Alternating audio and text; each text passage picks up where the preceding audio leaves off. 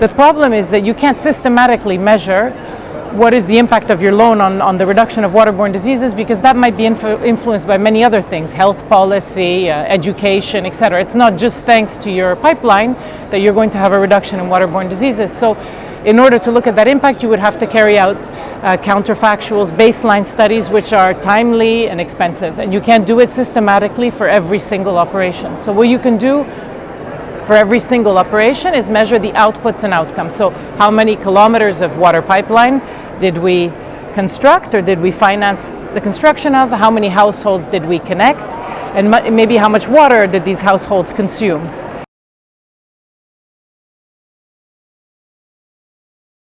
The first pillar looks at how the project contributes to the country's own development priorities, the EU's development priorities for that country, and our own strategic objectives. The second pillar looks at the outputs and outcomes, the results of the project, and the economic benefits to society.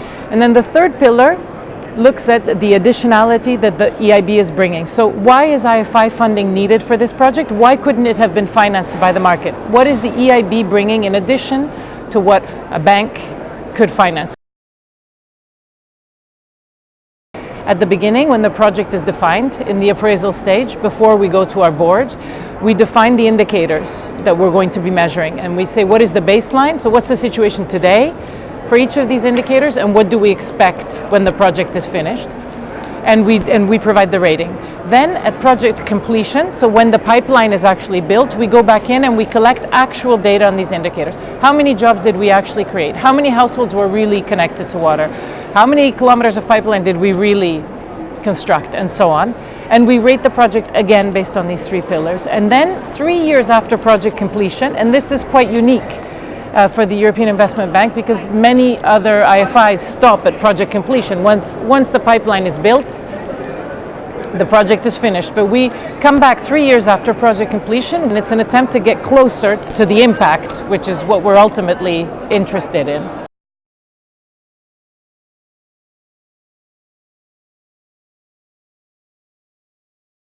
We have developed an enhanced results measurement framework for what we call our impact financing envelope. So for the ACP, for the Africa, Caribbean and Pacific countries, we have an envelope that we're supposed to invest in projects that we wouldn't normally finance because they're too high risk. They're higher risk than our normal portfolio. This could be, for example, because they're in a fragile state, which we would not normally operate in. But we will finance them because they will have a particularly high impact. We're trying to go further in terms of understanding who the final beneficiaries are. So who are they? What was the impact on gender issues? Who are they in terms of their poverty status?